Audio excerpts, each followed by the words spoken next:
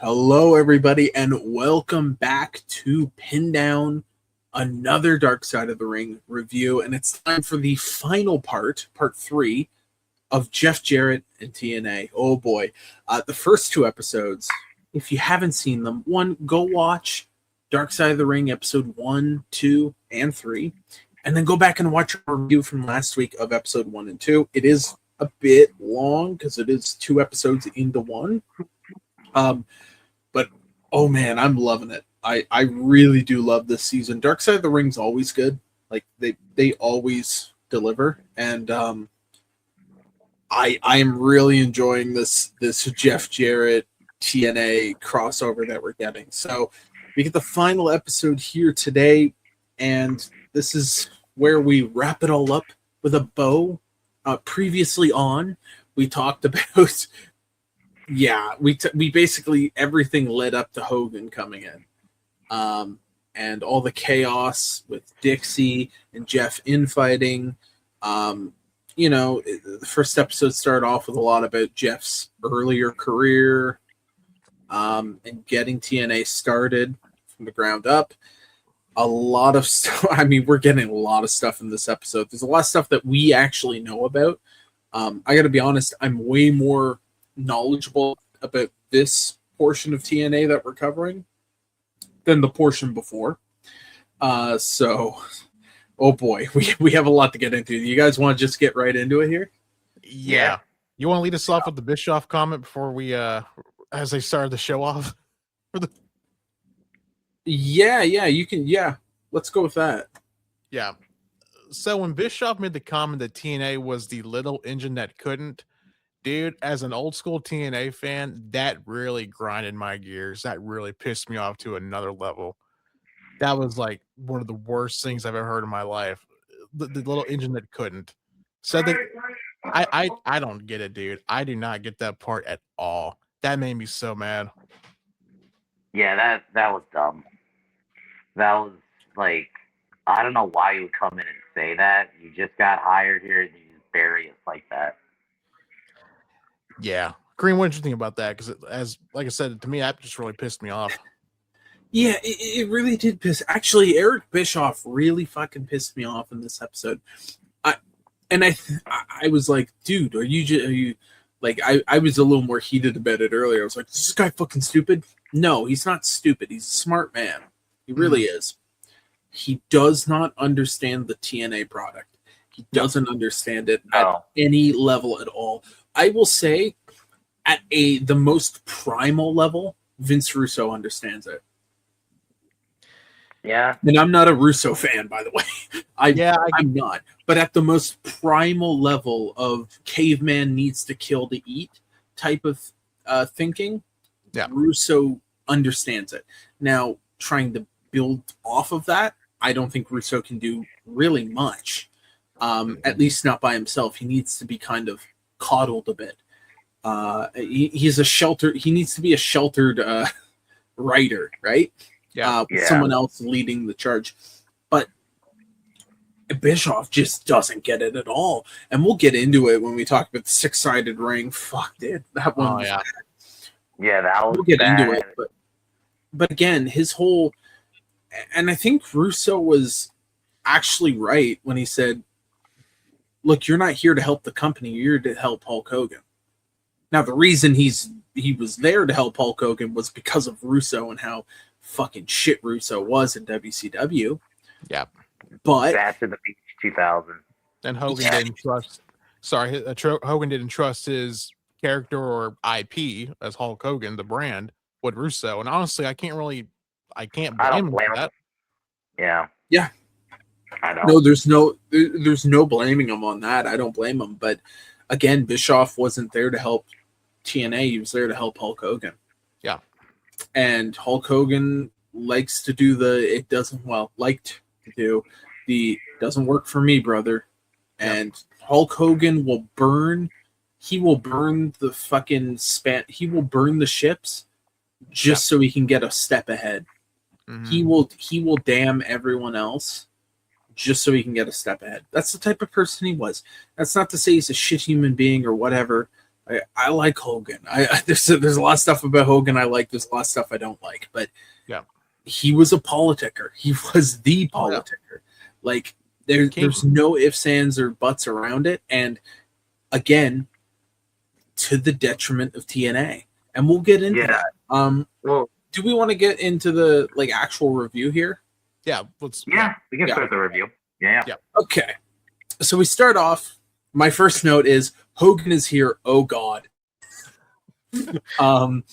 And so we started off. The last episode ended with we signed Hogan. So now we get Hogan.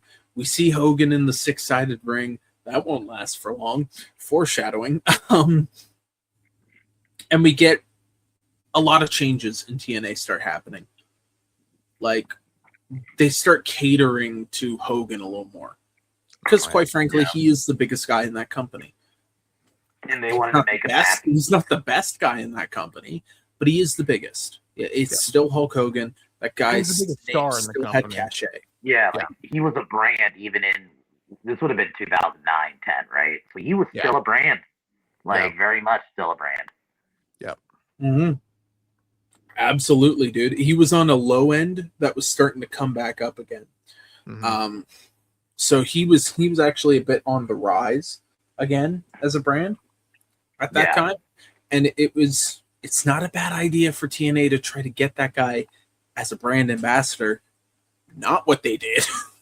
No. He should have only been a brand ambassador, but unfortunately that's not how it turned out. Shit, if you wanted him to be the on-screen general manager or something, that could have worked too. Like brand ambassador, on-screen GM, cool. That works. Yeah. But Hogan is Hogan. And Hogan was, he does Hogan things. If you know anything about Hulk Hogan, he's a politicker. He likes to do that stuff. We then get the meeting. Now, the meeting I'm talking about is Dixie getting all the wrestlers to go sit in the bleachers at the Impact Zone and to basically say, you're either with me or you're against me.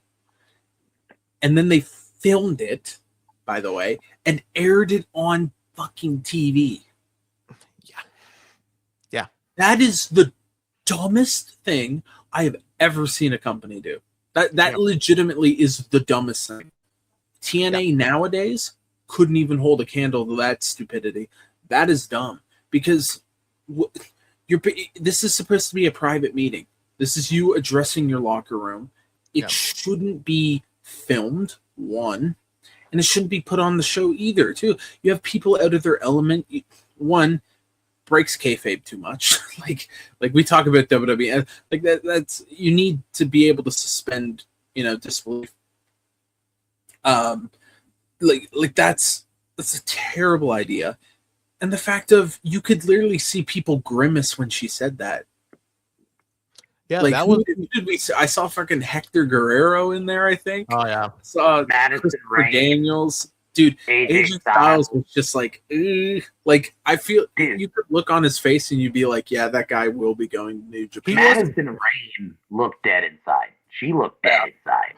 Yeah, and also too, that's the interview, that's the meeting that Christian Cage decided he was going back to WWE. By the way, so that's confirmed by AJ. AJ said that Christian looked at him and said, "Well, I guess I know where I stand." And then not even what 3 weeks later, he left, went to WWE. He left.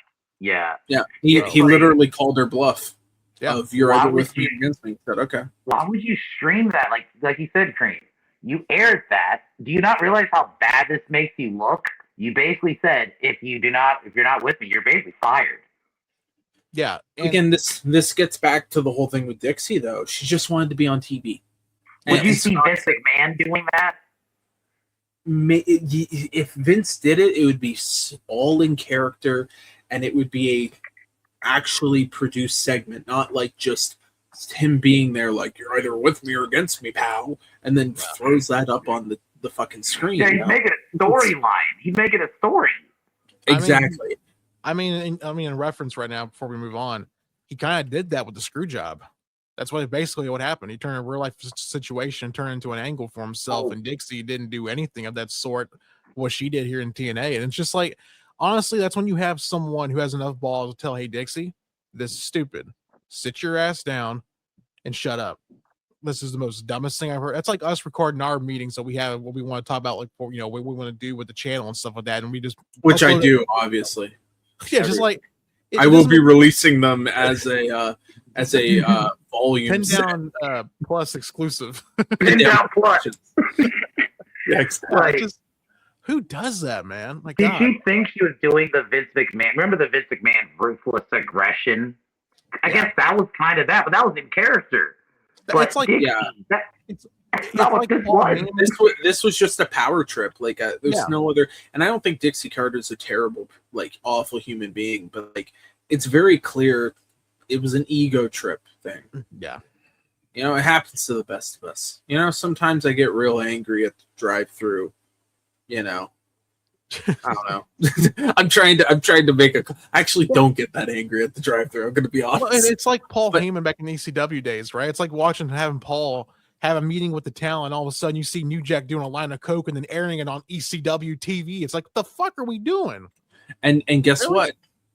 There is a meeting that Paul had where it was aired, but you know what it was? It was that Beyond the Ring hype up thing. Beyond the map. Yeah, Beyond the map, and Paul knew that it was being filmed, so he worked it. He worked it, and he worked all the guys there. Yep. To a benefit, by the way. It was a positive thing that he did that.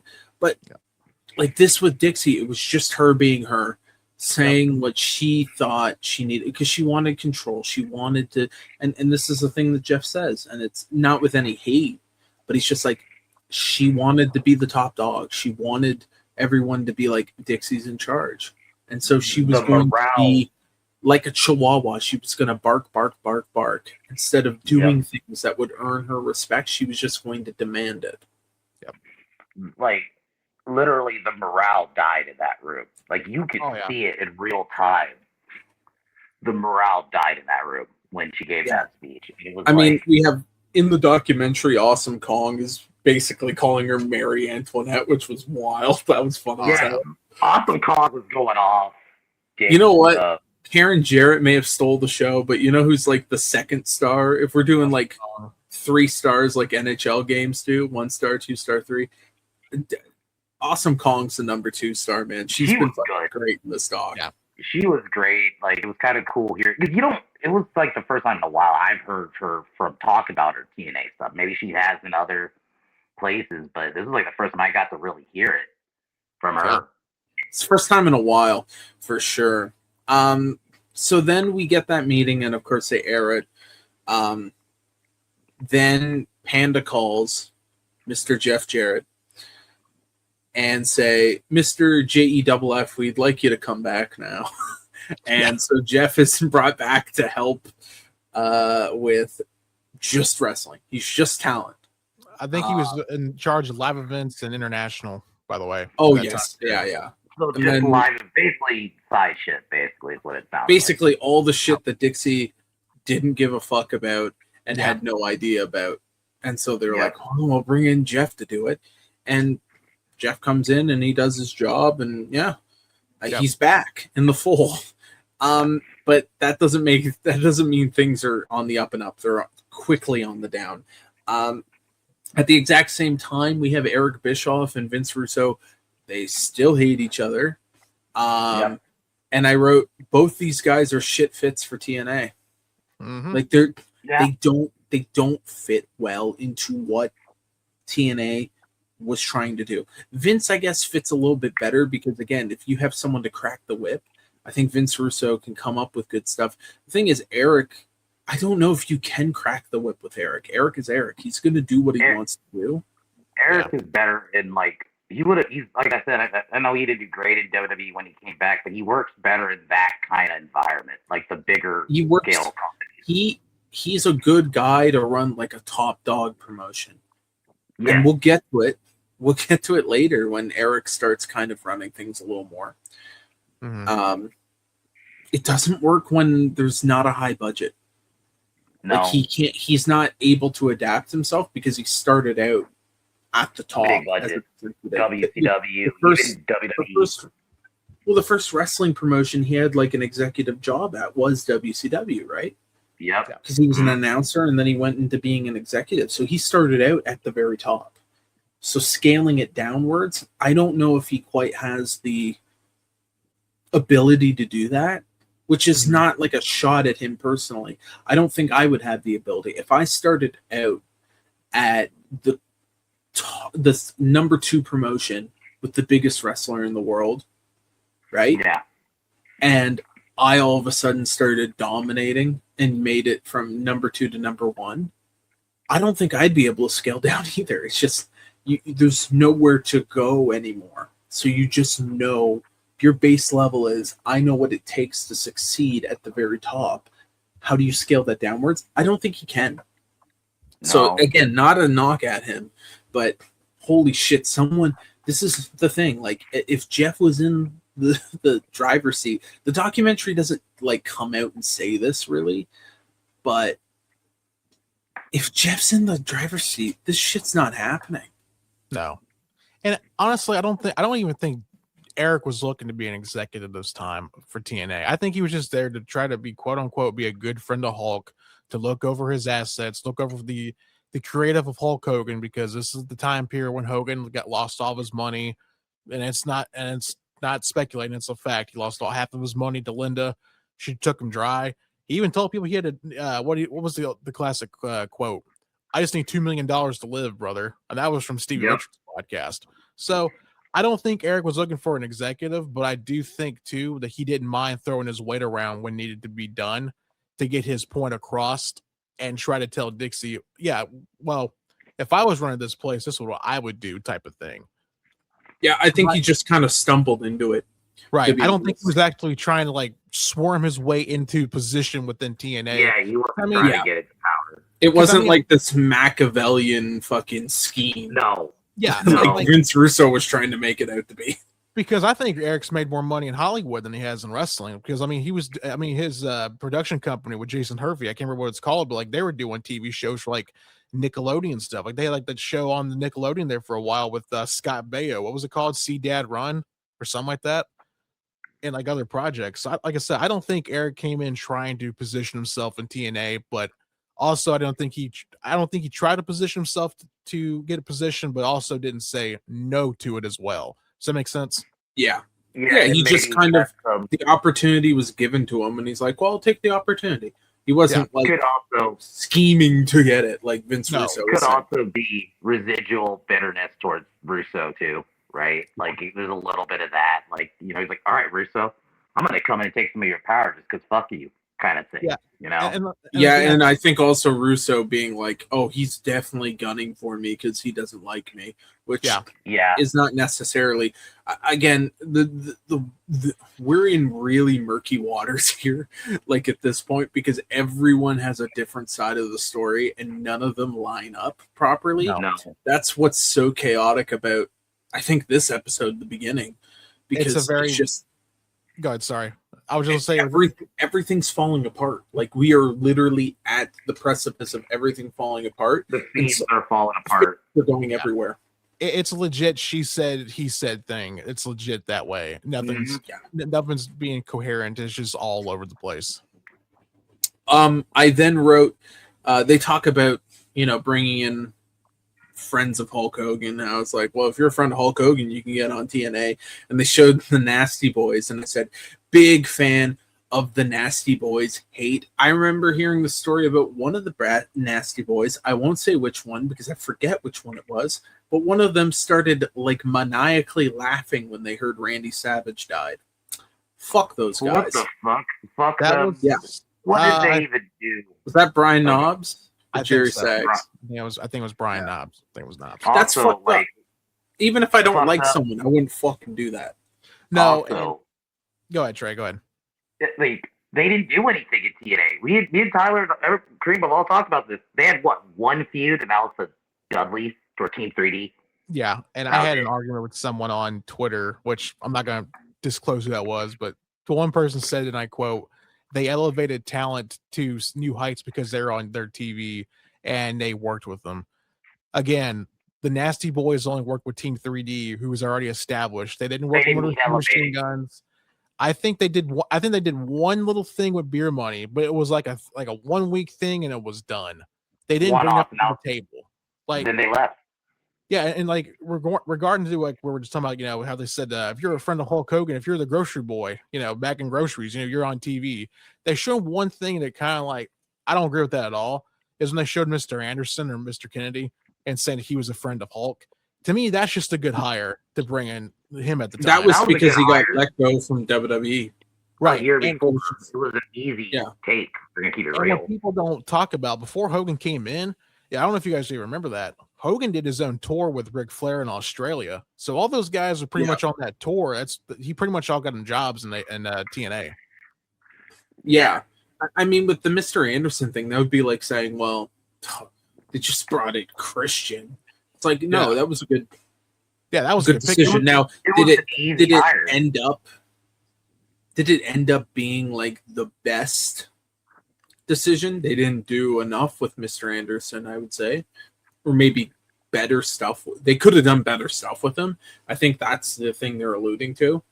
Yeah. Yeah. Because they used Christian to his like absolute potential. They used him perfectly. They used him better than WWE used him. Oh yeah. Absolutely. But also, this is relevant too to the conversation. What did y'all think when they showed how Awesome Kong said there was people from the 80s, and when they showed the people from the 80s, it was a montage Ric Flair and saying they were unprofessional. I'll start with Trey and then Kareem, if you want to, you can butt in and I'll go last. Trey, what do you think about that?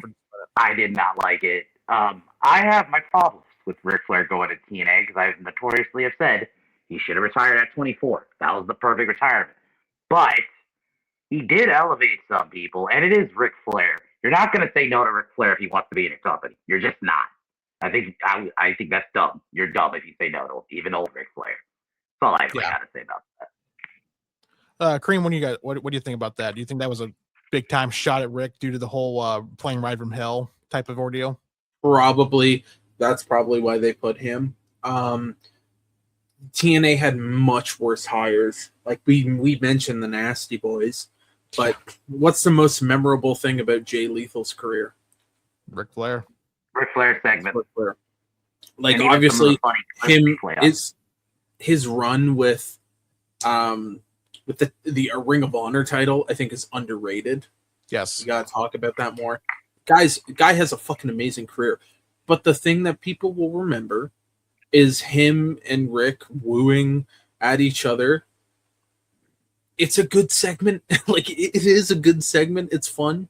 So, and that helps Jay Lethal, by the way. Mm-hmm. That helped Jay Lethal. Yeah. Like, he's on screen with Ric Flair. Like, that's way better than Beer Money being next to the Nasty Boys. Like, what the fuck? Ric Flair is one of those guys you don't have to do. Just have him be on screen. Like, fortune. Yeah. Like, so I don't know if I think it was because of the plane ride to hell and all the scrutiny against Rick right now. Yeah. In the zeitgeist of wrestling talk. But there were much worse hires. Oh yeah. Quite frankly. I mean, we hired Scott Hall in 6 at the time, and I'm sorry, just real quick, like Scott Hall could barely walk, and we got Scott Hall to a contract. You know what I mean? Like, what are we doing? And I don't think Sean Waltman was clean yet, was he? No, he was. He was still having issues. Yeah, he thought. Which luckily they both got clean, but yeah, there were way worse hires there. Way the Love Sponge.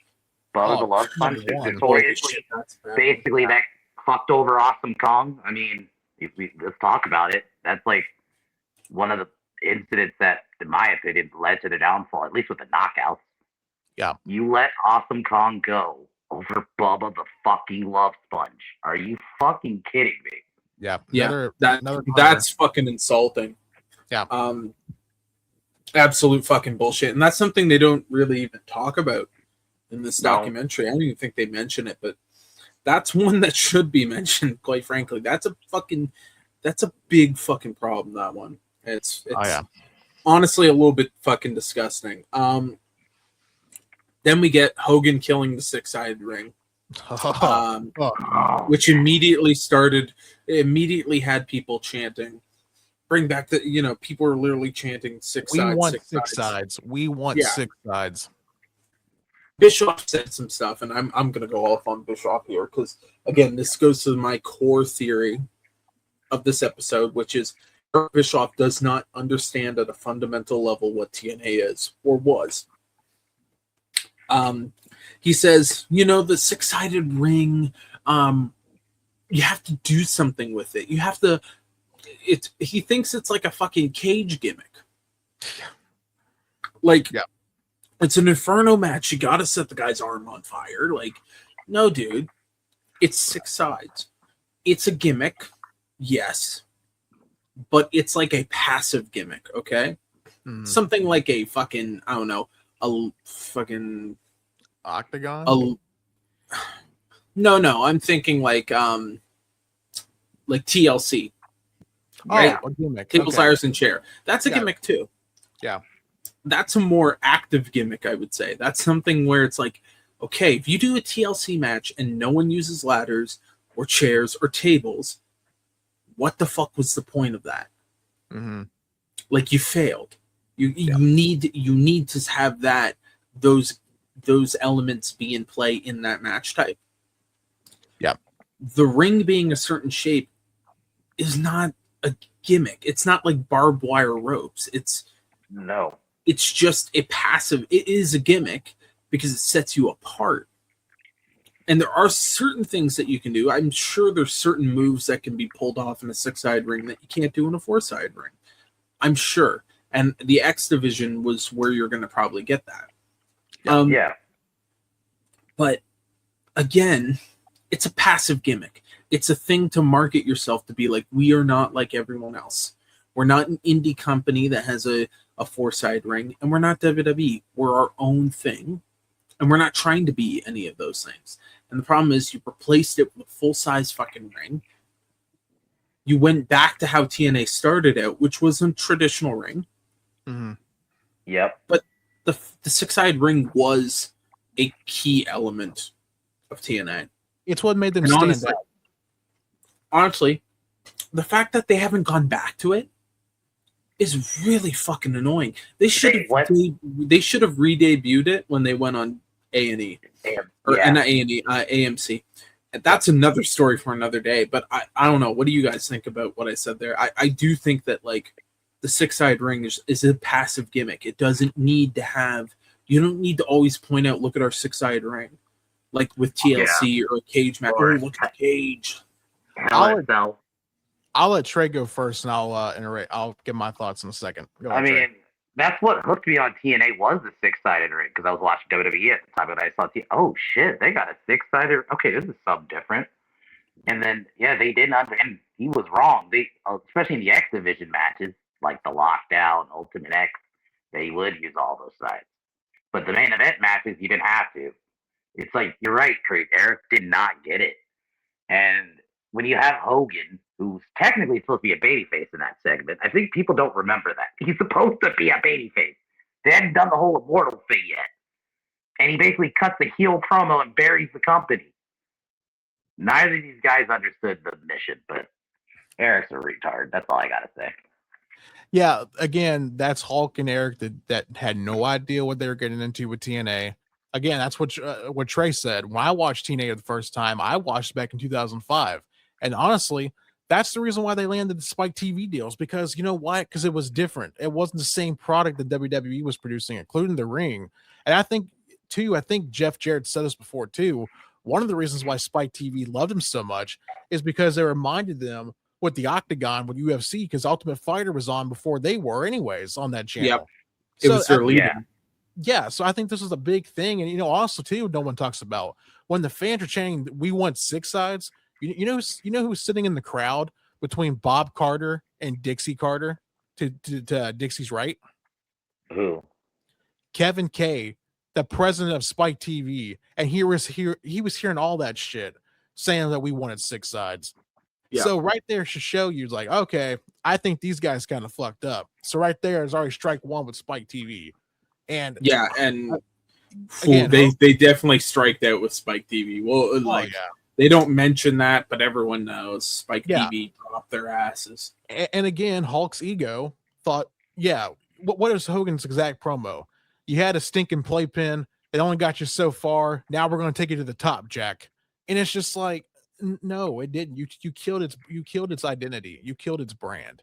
You really did. Killed its brand and basically bragged about killing it to the people who loved it. It was a terrible move, and it fucked Hogan from the start. And they even Jeff changed, said it. Oh, go ahead, Trey. Go ahead. Oh, and Jeff said it perfectly. They didn't understand the TNA audience. They didn't. Didn't understand the brand, and including too when Bischoff and Hogan came in, the entire set changed too. We got rid of the tunnels. That's what made TNA stand out, was the tunnels. Yep. With the ramp. And then when we get back to pay-per-view for Genesis, it looked like WCW. It looked like WCW from the early 90s with the ramp that connected to the stage, to the ramp, to the ring. And I think one of the reasons why they did it is because Hogan couldn't walk hardly. So it's like, okay, this is easier for Hulk than just to walk down the ramp and get right into the ring and get right back out. Because they changed everything about the Impact Zone. Everything was shot different. Everything was smaller, including when the ring came in, the four-side ring, the ringside, barricades were so tight. Someone could have broken their leg doing a back body drop on the outside. Like it was just man, God. But anyways, going. It was a terrible fucking experiment, which, by the way, Anthem still has not fixed. You know what? I hope Scott D'Amore sees this and he's like, you know what? Fuck it. Maple Leaf Pro, we're doing fucking 6 sides. Fuck it. I kind of want him to do that at this point, just as like a little bit of a tiny fuck you to Anthem for not fixing that, which they should have. Then we get, holy fuck, TNA deciding to go head to head with Raw. It worked for a week, maybe.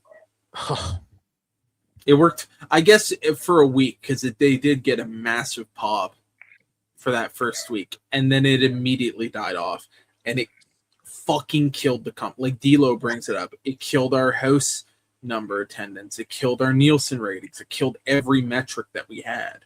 Yep, going head to head, and Russo, holy shit, Russo figured this out. He's like, dude, we look rinky dink compared to fucking WWE. We don't have the budget for it. When Russo and D'Lo Brown and Jeff and everyone is agreeing that this is a bad idea, I don't know why Bischoff was so set on it, other than he doesn't understand TNA, and he started from the top. Yeah, he's like, well, it worked for WCW. It must work here. Well, the only wrestling company he had really worked for was fucking WCW at an executive level where he's making decisions. I know he was an announcer at other places. Well, that's a fundamental, just what are we doing? Yeah, Bischoff's made the comment before. I'm just like, Eric, this doesn't work here, brother. Like, seriously, this does not work here. He clearly said Hulk Hogan's a star for Monday nights, not Thursday. And I'm just saying to myself, again, you don't know the product placement of the brand. Thursdays was the hottest thing on Spike TV at the time. Between 9 o'clock and 11 o'clock at night, Spike TV, you were watching. It was the channel. Yes. It was the only thing I had was after, what came on after Impact or TNA? It was 1,000 Ways to Die. That the old TV show. I remember those days. Those days. Yeah. Dude, I fucking remember that. I remember watching one night Ultimate Fighter, Impact, 1,000 Ways to Die. And sometimes Blue Mountain State will take that time spot between 11 o'clock. Dude, yes. Oh my God, I forgot they had that show too. And that show was fucking huge as a comedy. World's Deadliest Warrior. Yep. I remember that. Right. That too. Deadliest Warrior. Dude, Spike TV at that point was firing on all cylinders, and their main day was Thursdays. It was all centered around the Ultimate Fighter. Yep. And TNA got a really good position, and it really helped that company out. They stayed there for a couple more years, and they didn't do the Hogan stuff. If Jeff was in charge for a couple more years, holy fuck, we're in a completely different situation. And me and Trey, I think we're in a position where Spike TV is no longer the Paramount Network bullshit. I think it would have stayed Spike. I think if they had reliable programming, you lose Ultimate Fighter, but you still got TNA, and you can still book things around TNA. That could have helped that network, because that network fucking died like They did. pretty quickly after they got rid of TNA. Yep. And it wasn't because they lost TNA, it was because they had no more programming. And they couldn't rely on things. And part of the problem was they moved TNA Mondays. And You plus, never want to move sorry, I just want to hammer this point home. You're good. You're good. Yeah, you're good. Holy, like moving a show's time slot is usually a fucking death sentence. Yep. Like a permanent move, it's a death sentence. It is. Look at 1,000 shows. Do you want to know one show that got fucking murdered for doing it? Freaks and Geeks. I don't know if you guys remember that show at all. I remember it. I do. That was a show that Judd Apatow did before he was super, famous for writing a bunch of comedies and producing them. Right. And it had like Seth Rogen on it, James Franco, Linda Cardellini. Like there was a bunch of people on that show. It was like their first acting gigs. Mm. That show was getting tossed around to like a million different time slots. Yeah. To the point where the show couldn't even survive a season. Moving a time slot is a fucking terrible idea usually. Unless you know that you will be better off in the other time slot. Like for example, if AEW were to move Collision to, let's say, Fridays. I don't know. No, they'd still get killed on Fridays because it's SmackDown. True. Thursdays, yeah, they would fucking dominate. They would kill. You move Collision to Tuesdays, you're gonna struggle against NXT, but you might do okay. It's because Saturdays WWE does all their pay-per-view, like WWE does all their pay-per-views on Saturdays, so that hinders Collision inherently. Because are you gonna pick a B show, or are you gonna pick a pay-per-view? You're gonna pick the pay-per-view or the PLE. But again, this is the stupid thing with Eric. He's like, well, we can just move Impact to Monday. Yeah, which is different from what he did in WCW. Nitro was a brand new show. They didn't Saturday night to fucking Monday. And you had They started a brand new show. You had Ted Turner's paycheck, or not paycheck. You had his banking account. Like you can do anything you wanted. It was unlimited at the time. TNA actually had a budget, and a small one, a modest one. And Jeff talks about it, by the way. Right after this, Jeff goes, yeah, by the way, within 12 months, we went from being in the black to being in the red. Yep. Of Hogan joining. All of those changes fucking hemorrhaged the company immediately. And also, too, Eric said in this documentary, he's like, well, we gave TNA the biggest rating they ever had when Hulk debuted on January 4th of 2010. When me and Trey did the work. We went to go look it up. You know what the rating was for Hogan going into his debut for TNA was, Kareem? You know what his rating was? No, I have no clue. 2.9 mil. Yeah. That's March 8th. Decent. March 8th, going into his tag match worth Abyss against AJ Styles and Ric Flair, it was only 200 mil. And after that, it tapered down to in the ones.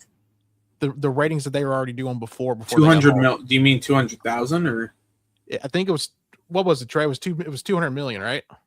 2.1 or something. It went down. Not 200 million. Holy fuck. All right. But again, it went down, and TNA was already doing that before they even got Hulk in there in the first place. So again, and keep in mind, Raw had 5.6. Yeah. And this is going into Mania 26. Yeah, and by the way, if you look at the numbers, the next week they fucking hemorrhaged people. Like everyone talks about, they went head to head, and Eric likes to be, it was our best viewership. Well, some of your worst fucking viewership at the time came the following weeks because people were like, oh, okay, I'm going back to WWE. I'm sorry, they were as bad as Raw was at that time period. They're gonna choose that over you. Like, you're a smaller promotion and you look smaller. You have to be smarter. You can't go and basically start trying to punch above your weight class. You have to be smarter. You have to build. And that's something that Jeff was doing. Like, to his credit, TNA was building, and they were building well. They were doing really fucking well. And those are the glory days of TNA. And Dixie comes in and she fucking kills it. And by the way, the Monday nights, the move to Monday nights only lasted for like a good 6 weeks, and it was right back on Thursdays. Yeah, but then the damage is done because they left their old time slot. Exactly, because then you know they fucked themselves pretty much. Yep. Yeah. No, it was a complete and utter shit show. That was a really fucking dumb experiment. And I wrote as my notes, Bischoff is coping about going head to head. Yes. We then get the Jeff and Kurt storyline, which is so funny considering all the bullshit from our episode 2 of Dark Side of the Ring surrounding Jeff being sent home. And we're not going to recover, we're not going to retrace that. If you want to hear about that, make sure you go watch episode 1 and 2. You'll know. And this will be very fucking funny when you hear that, because it's like, what the fuck? Yep. Dixie had so much of a problem of Jeff dating Kurt Angle's divorced wife that she sent him home, but now all of a sudden we got to do it as a storyline. And it was a good storyline, man. That storyline's fucking awesome. It was good. I still love the segment, and they showed it, thankfully, in the documentary. It is an awesome segment. The wedding one. And I think it's honestly my favorite wrestling wedding segment. Yeah. Where Kurt comes by, he knocks down the podium and has a giant axe. Yeah. And everyone fucking runs. And he's just sitting, he's just like in this like tranced eye, like the eyes are like in a tranced friggin' thing where he's just like, he's like super calm about it. Good craze. He looked like a good crazy man there. And then he just destroys everything. It's so good. Yeah. And what I like about this feud, well, because they switched it up, because if you watched before, they feuded like 2 years before, where Jeff was the babyface and Kurt was the heel of the main event Mafia, but they switched it around. And I'm not gonna lie, Jeff and Karen gave me good Edge and Lita vibes during the Matt Hardy Edge. If you kind of compare that, like they were damn near on par. I'm like, this is TNA's Matt and Edge feud. Like, I'll give them credit. That's what I said. And D'Lo Brown said this was the best storyline the TNA produced, and I do agree with that. And also, too, to me, Kurt Angle versus Jeff Jarrett was feud of 2011. That was the feud. Oh, yeah, best feud. Even over Cena and Punk, Orton and Christian. You had some good ones in 2011, but I agree. This was you know what? I got to be honest. Oh, those are all so close. I really love the Orton Christian feud. Like, I don't think we talk about that enough, to be honest. No. Everyone talks about Kurt and Jeff. But I mean, talks about Cena and Punk, but I will admit, 2011 was so good, dude. That feud between Kurt and Jeff lasted for 6 months. That started in January at Genesis and was done by June of 2011. It technically started in 2010, if we're going to be real, when Jeff joined Immortal. It technically started in 2010. Yeah. Like, so it was over a year. Yeah. It was really good. All right. So now we get we're basically almost at the end, because everything that happens very, very quickly in this next part. Yeah. Victory Road. I don't know how much we want to talk about Victory Road here. It's been talked to death. We had Jeff talk about it. Jeff Hardy talked about Victory Road. He talked about his regret of it happening. And I think Matt Hardy, I'd like something that Matt said. He's like, the only good thing that came out of this was my brother, getting clean. He started getting clean and started working on himself. And in hindsight, that's the best thing that happened. Luckily, no one got hurt. Yeah. It looked bad on everyone involved, except for Sting. But luckily, no one got hurt. I know Trey wanted to say something earlier about the whole thing with at the gorilla position. I'm gonna let him go, then I'm gonna say my piece, and we're gonna move on real quick to it. Yeah, sure. Trey, go ahead. Together. The fact, because Eric Bischoff has talked about this. Me and Tyler, I think one day just listened to his side of the story on it when he did a podcast. he mentioned there was no one in charge in the gorilla position. No one.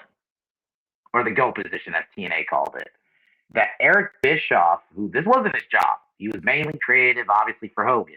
He had to go out there and fix the whole situation.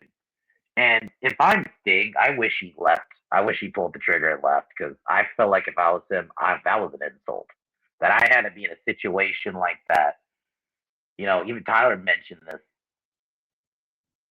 Karen, how the fuck did Dixie let this happen? Like, he mentioned, Dixie, you would not have let one of your country stars go out there drunk. No other organization would let this happen. So, I'm sorry, fuck Dixie for letting that happen. Vince McMahon, a Tony Khan, if Jeff Jarrett was still in charge, would I bought him like, yeah, this man's not in the best place right now to go out there. They would have all either changed the finish, changed the match, something on the fly. But anyway, that's all I gotta say. Yeah, I must say my two cents, and we're gonna move on. The incompetence of a woman saying, because I've listened to both Bruce Pritchard and Eric Bischoff talk about this, and I can't remember which one. It was one or the other, but I definitely know it was on their pods. Someone said that Dixie said, and I quote, that he'll be okay. I think he'll be fine once he gets in the ring. To me, is the most stupidest thing I ever heard in my life. As anyone who's supposed to be a compassionate human being, no, you're not letting him go out there on my TV, for one. Number two, he's incoherent, so he can get someone really hurt, including himself. And three, this is a really, really bad look for us. And we're on pay-per-view, by the way. And it is, and it's the main event. Right. And it's just like no one's here to take control of this said company, like in this situation. Like if like Trey said, if that would have happened on Vince's dime, no, you're not going out there inebriated to go out there to fuck somebody up in the ring. You're not going to do it. And second of all, you know what's really pisses me off? I bought that pay-per-view. I watched that live. I experienced that live. And I thought Jeff was like playing some like weird character, because this is what he was going as, the Antichrist of wrestling. Yeah, so he was Jeff. Yeah. So he had been acting like that before. I will give it that. He was doing weird stuff before. And like 3 weeks before, Sting made his return to TNA, because he returned where you just said, Kareem, about that show where Kurt gets the axe and starts beating up the crap at the wedding. That was in Fayetteville, North Carolina. Sting came back after not going to WWE, came back, won the world title from Jeff. And then they were going to do the whole Jeff Hardy Sting rematch on Victory Road. And that's why I bought that pay-per-view to watch that. And the match only lasted about maybe a good 6 minutes.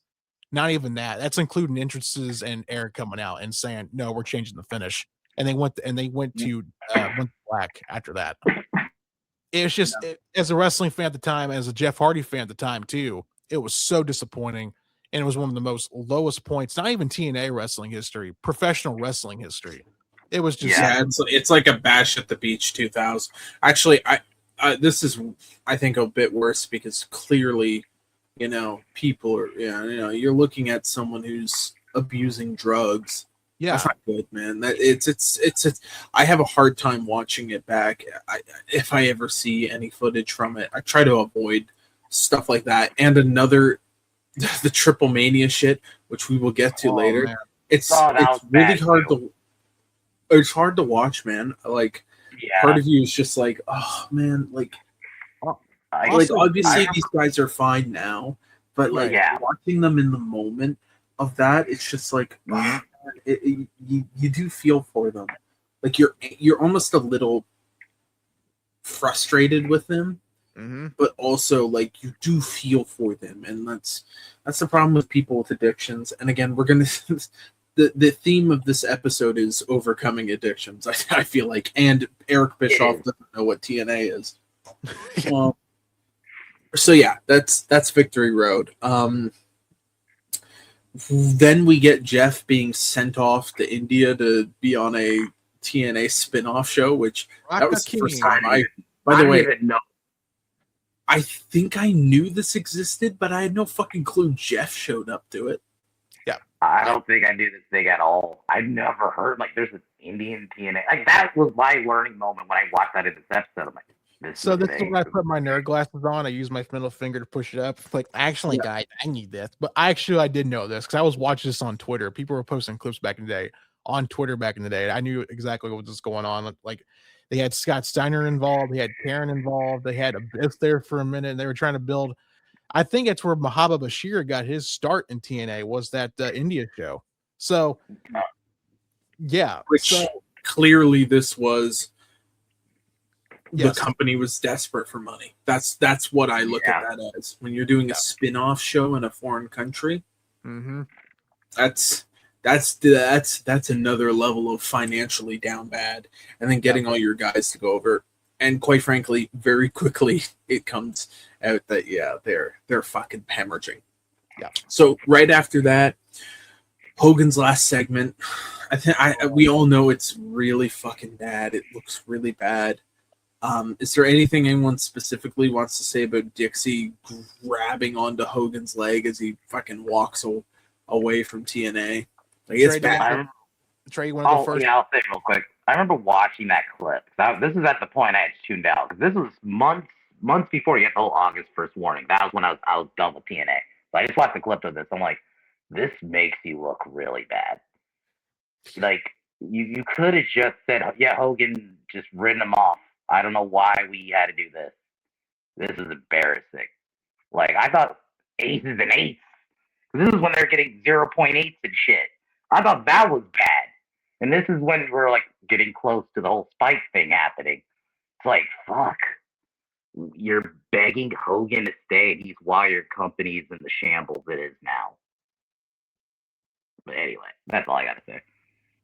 Yeah, when Eric said in the doc, then he said, I think I came up with this creative for Dixie to do that. I think in his mind, Eric thought this is good television, optic-wise, but also, too, this really makes Dixie and TNA look incompetent and look like they're just begging for anyone to come and stay with their company. If someone who had a wrestling sense like Jeff Jarrett would have been their president and say, hey, this is what we want to do creatively. Hulk wants Dixie to grab his leg like a child and beg him to stay and not to leave. That's what we want to do. If Jeff was there, he would have said, hell no, we're not doing that. Number one, you already freaking killed off all you killed our brand. You changed our brand because we were TNA. Now we're Impact Wrestling. You changed that. You let the use with that stuff. You changed our ring. You changed our identity. And now you want the owner of the company to get on your leg and beg you to stay with TNA. Hulk, respectfully, go fuck yourself. We're done. Yeah. Imagine Hogan. You could have literally. Yeah, like you could have literally done Hulk Hogan retirement episode. Where all the segments are people interacting. You know, you kind of set some of your storylines aside for a night, or at least have Hogan be in the middle of those storylines because it's like a retirement thing. It's like Hogan's retiring, and it's his last episode of TNA. You would have drew big numbers. You would have had it, and it wouldn't have looked bad. It would have made everyone look good. Well, I like the part where Eric said that in this part in the doc when he said that, and I quote, Hulk said, brother, it's time to go.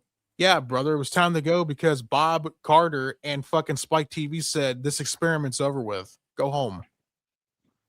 Yeah. Speaking of which, we're going to get a lot more about this experiment being over. Okay, so next we get, oh my God, we still have a lot of points, but they're all very like quick. Tobey Keith.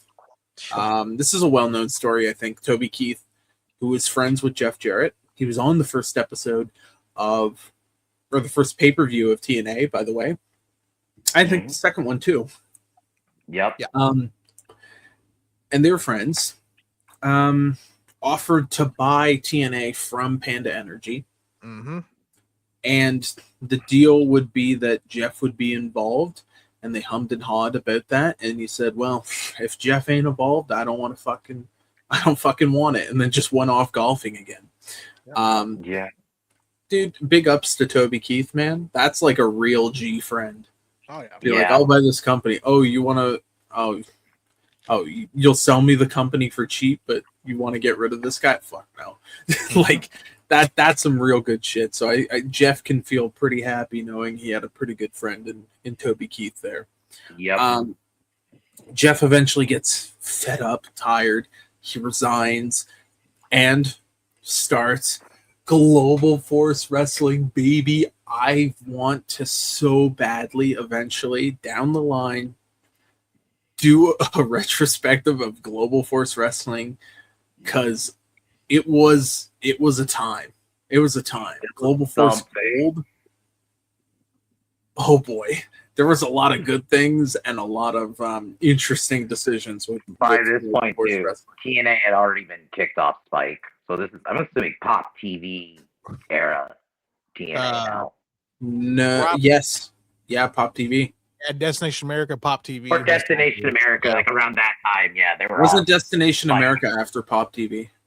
It was before. I think it was before. Oh, okay. They got kicked off Spike, went to Destination America. It lasted about 3 months. Ring of Honor came on the same time spot and the same day. They had a bitch fit and they left, and that's when they went to Pop TV. Yeah. Yeah. Sorry. That was bad. That was bad when Ring of Honor overtook them. That was not good for TNA. Especially but again, Global Force. Yeah. Go ahead. Global Force started up. He was doing like the stadium shows, which were really cool. Yep. Yeah. In the baseball diamond. I'm always a sucker for those type of shows. I think they have a great atmosphere. There's something cool about a show where there's no one in like the front rows, but the energy is still super high. Yeah. Yeah. In the stands. I don't know what it is, but I really love that. That's something from old school wrestling I wish would come back a little more. Yeah. I know some people have done it, AEW. Yep. I think it's a good idea. We then get at this time Anthem buying. We're speeding through things, right? So we're now moving quickly. Anthem buys. Sorry, we're not even talking about the Billy Corgan era. So let's not about that. Yeah, Billy Corgan, hardly know him. Despite all his rage, he's still just a booker in a cage. So Billy Corgan's off out of here. This whole shit. Oh God. Anthem comes in and buys TNA from Panda Energy. I think Dixie owns a little bit of it, they say still, but it's like Anthem is in control. Then Anthem convinced Jeff to return and merge Global Force Wrestling into TNA. This is Impact, by the way. They had already changed the name to Impact, which is it's a dark era. That Impact logo with the like owl, that was a part of it. Yeah, that's like some fucking like nightmarish. That gives me like. And now, when they tried for a second to bring the 6-sided ring, but I'm like, for this dreadful shit, no. And then they just gave up on it. They would have been better off just keeping it, even with the shitty wrestling going on. Jeff returns. I remember this making big waves when Jeff came back. Yep. And then it fell apart like immediately. Yep. No fault to Jeff. It's just holy fuck that the company was in such a bad state, and they were just hemorrhaging talent at this time. Like, trying to think, what year was that this happened? This was 2016, 2017. Yeah, so you lost AJ. Yep. You lost Samoa a lot of your dudes. Samoa Joe. Did Bobby leave? Yeah, Bobby. Yeah, Bobby's an NXT. Yeah, Bobby's gone. Kurt's gone. Kurt's gone. He's going back to WWE in a bit. Dude, they lost a lot of people, ironically, back to WWE in a weird way. I mean, just real quick, the only like top guy they had at the time was they had the Matt Hardy and Jeff. They had Drew Galloway, aka Drew McIntyre, Bobby Lashley, and Alberto Patron. That didn't really EC3. But EC3, it was a really rough time. Brodus Clay. So Tyrus. Tyrus, aka Billy Corgan's #1 man, dude. He's big money, Matt. If he's playing fucking GM mode on a WWE game, he's picking Tyrus first overall. Dude, he's picking him over everyone else. Yeah, dude, it was a tough go. Like it was a really depleted show, and so Jeff coming in, it's just. There's only so much you can. There was nobody to work with. I think James Storm was gone too. Yeah, he was. Yeah. Basically, everyone that was a part of TNA hemorrhaged and left all very quickly. You know what? It kind of reminds me of something that recently happened with TNA. I can't put my finger on it, Mr. T, but would you say this kind of reminds you of another time period closer to the present where TNA started hemorrhaging talent very, very quickly? Yeah. I can't put my finger on, but I think it's like current in TNA right now. Yeah. You know what? Maybe. Bit. I don't know. It's hard to tell. It's just a theory. It's just a theory. Apparently Anthem lied to Jeff about TNA's financials. Holy fuck, that's bad. That's fucking bad. I didn't know that. Holy Can I say something real quick before we move on from that? They also fucked Jeff too, because when Jeff when Jeff came back, they wanted to merge Impact and GFW as one brand, right? And honestly, I think Jeff was going to go away from the Impact brand and just start up GFW and just replace it by instead. But you know what Anthem did to Jeff? This is legit. This is in court. They went to court over this. Anthem deleted the original master tapes of GFW, of the shows they taped for GFW. That's fucking evil, dude. And they said it was by accident. No. Yeah. There's no way you do that by it. Fuck off, man. Because you know who the next gen champion was for GFW? Who? Cody Rhodes. Yeah, he was. Yeah, that's when he just left. Yeah. Yeah, just left. Yep.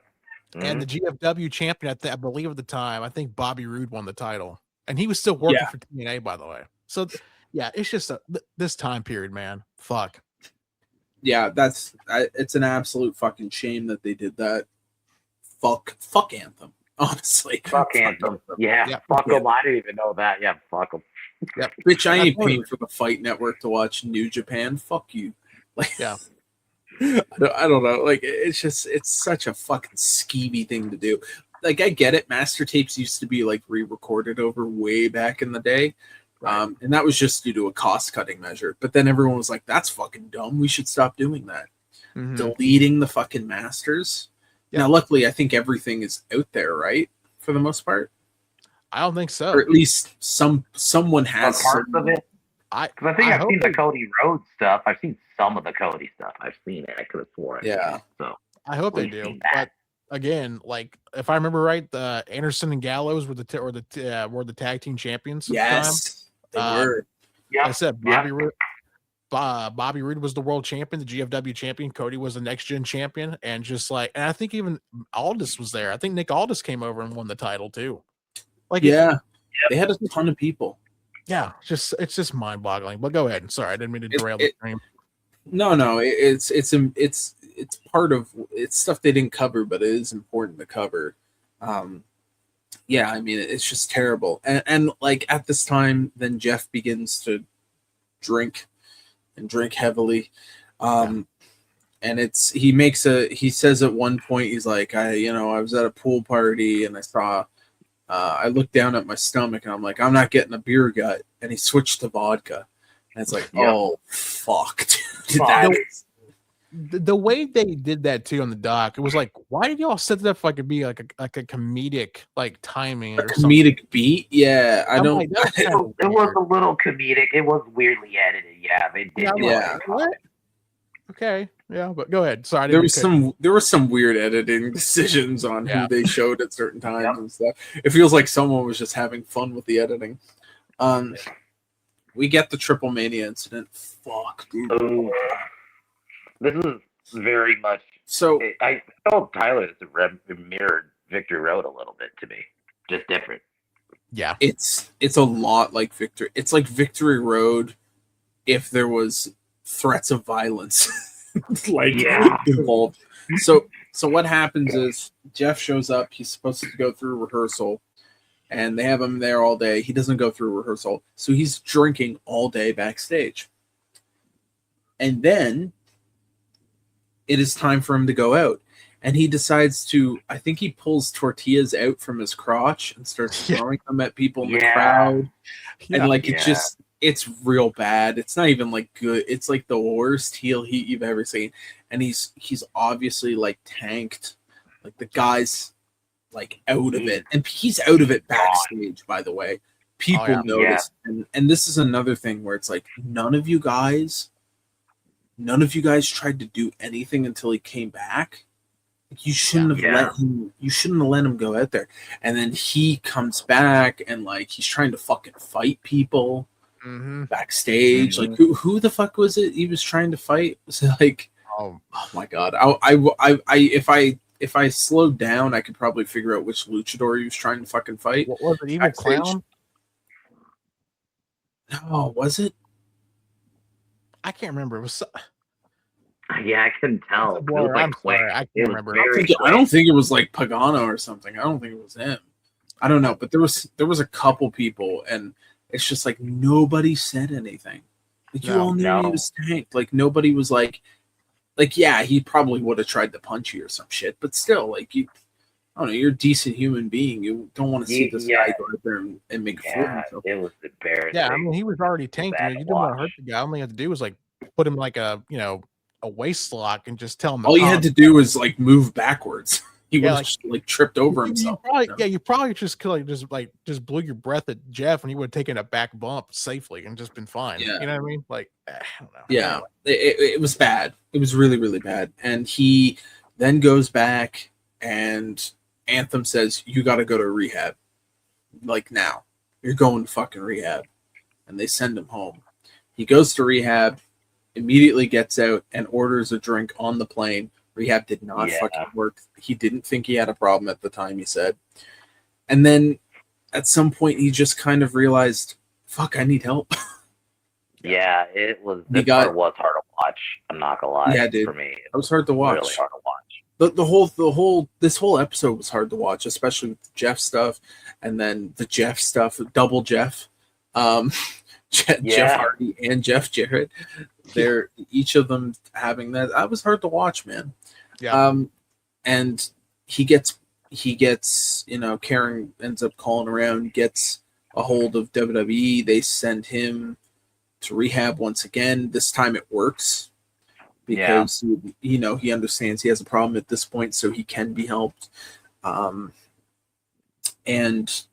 then it skips forward a little further, and then we get him going into the WWE Hall of Fame, which was, dude, I remember when that I remember that and Kurt when they got announced, each of them.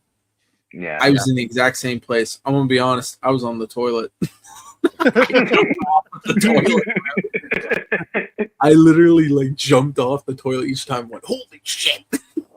I was shocked when I saw that picture of him and Vince shaking hands. Like, oh my god, it's like hell is frozen over the first time before Punk came back, right? But I remember when I woke up that day and I saw that on Twitter. It's like Jeff Jarrett is now officially a part of the WWE Hall of Fame. And I'm like, what? I didn't see that coming because I thought Vince hated Jeff nuts this time. Yeah, I thought he still hated him, and then you see them shaking hands at the Hall of Fame ceremony. I'm like, what am I watching right now? Yeah, this dude, isn't real. It was crazy time. 2017 or 18. 2018 was a crazy ass time. I've seen him say some things about Vince even on TNA television, and I'm like, oh. Yeah. And it all kind of comes full circle because the first episode, one of the things we get at the end is that Jeff and his father, Jerry Jarrett, legendary promoter Jerry Jarrett, we're not seeing eye to eye, and they cut contact from each other. And they specifically show the part where Jerry's in the crowd and Jeff says, "I love you, Dad," like all that stuff. It's good to see. Yeah. It's like a nice kind of, it starts putting a bow on everything. And then we finish up with Jeff talking about his enjoyment for working with AEW and the highlights of that promo he cut. Not really promo, just a sit-down interview about Owen Hart for the Owen Hart Classic. Tony Khan has nothing but nice things to say for him. He's really enjoying himself there, like, from what it sounds like. Like, it's just, I wish they would use him more, quite frankly. Yeah, but they do something with him, but yeah, I mean, if he's happy there, I mean. But you know what? Like, it ends on a high note. It ends on a happy note, which is good. Very much a happy note. He beat to the happy note for them. Hall of Fame. Yeah. A happy note for Jeff and a soured note for TNA, considering they definitely tried this before they definitely cut this episode before everything went to shit with TNA on AMC. But Yeah. it definitely could have been optimistic. Oh boy. There was a soundbite from Eric Bischoff on this real quick before we wrap a bow on this real quick and to give our final thoughts. When Bischoff said that people should be thanking Jeff Jarrett and Jerry Jarrett, and Jeff's got to be proud that TNA's still around. He should be proud of that, and people should give him credit. I'm thinking to myself, yeah, but said the guy who called it the little engine that couldn't, and pretty much said you can understand the TNA product, but yes, you should give Jeff and Jerry their flowers. That made no sense. The guy who changed everything about TNA is just made it, took its identity away, basically. Yeah. Again, he doesn't understand TNA at its core fundamental values. And this is that 15 years later. Still don't. Yeah. He still doesn't get it. But with that, ladies and gentlemen, that is episode 3, the end of part 3 of Jeff Jarrett versus TNA, or his battle with TNA, or whatever they called the episode. Yeah, the battle for TNA. Fuck, dude, this is one of the best ones they've done. Dark Side of the Ring. Yes, for sure. And there's so much they left out. I would have loved to see more about Global Force, quite frankly, because oh man, I wanted to hear about Global Force Gold. That's still etched in my mind. Jeff Jarrett selling gold was wild. Also, too, you know, they didn't touch on the Hardy Boys and the Hardy Sue and Anthem and Jeff Jarrett at the time over the broken characters at the time. They didn't talk about the Sexy Star and Roseberry incident in AAA at all. No. Yeah, I think because it was just so Jeff Jarrett focused. Yeah. But there's something you could do. You could do a separate one just on. You can honestly make this 2010's TNA. You can make this out of a movie. Like you can do like a 6-part or 6-hour if you want to of TNA in-depth cut of TNA if you wanted to, and actually get people like to add to the presentation. You get Mike Tenay, you can get Jeremy Borash, you could get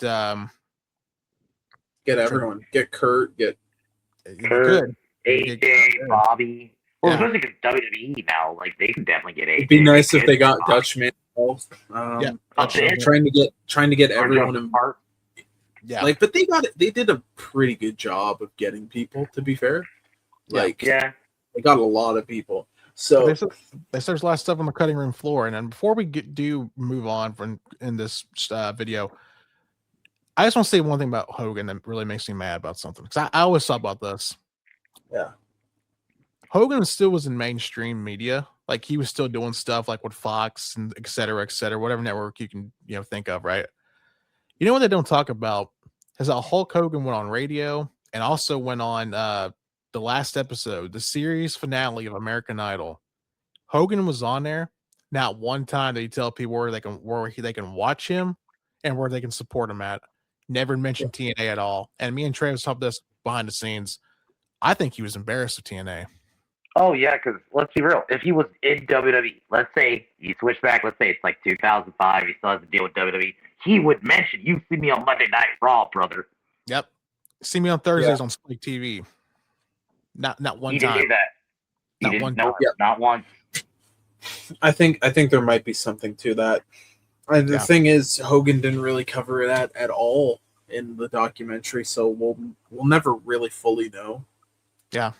Which is a shame, but yeah. I think it was a cash grab for Hulk. He needed the money, and he saw Dixie and Viacom's checkbook, and it's like, okay, yeah, I'll come in. I'll do it. Let's roll, baby. I need that money. I need $2 million. I need $2 million just to live, brother. Yeah. Yep. I think so.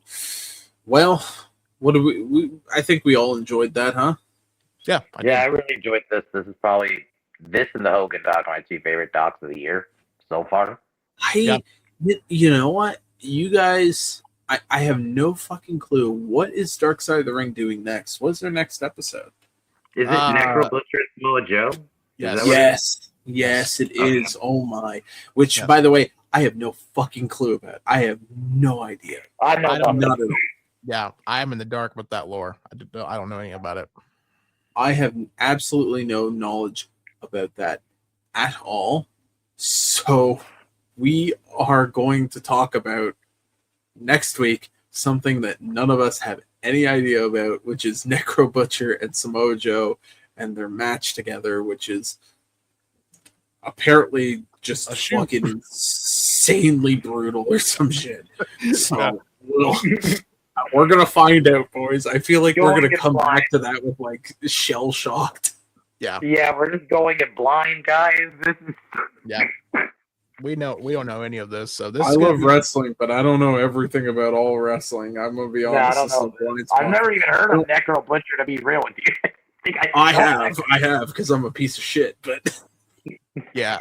Also, Teal wouldn't mind going back to just talking about Jeff for a minute. I think this is a really great presentation for Dark Side, because it's usually on a downward sour note. You know what I mean? Yeah. This this person passed away or addiction got him. I think it's a great way to showcase that someone was able to pull the nose up and take accountability and was able to get sobriety and take care of his family, take care of himself, and more importantly, his health. You know what I mean? So I think that's a great way to finish off this episode. Yeah. Everyone's kind of better off. Jeff Hardy, even Jeff Hardy, because I've never actually got to see him really talk about Victory Road like in detail like this. Yeah. A lot of redemption, a lot of hard work and perseverance, and came out on the other side. So, let's hope TNA can redeem themselves, because boy, I don't know, man. They're gonna TNA right now. It's still kind of bad. I've seen clips. It's still kind of bad right now. This just makes me long for like good TNA, man. It really does. That and Maple Leaf Pro actually starting up their TV program. It's like, fuck, man, what are we doing, TNA? But that's another conversation for another day. Thank you, everybody, for watching. Make sure you like, subscribe, turn the notification bell on if you really enjoyed this. And we will see you next week with our review of Samoa Joe versus Necro Butcher. Holy shit. Yeah, this is something we don't know about. Yeah.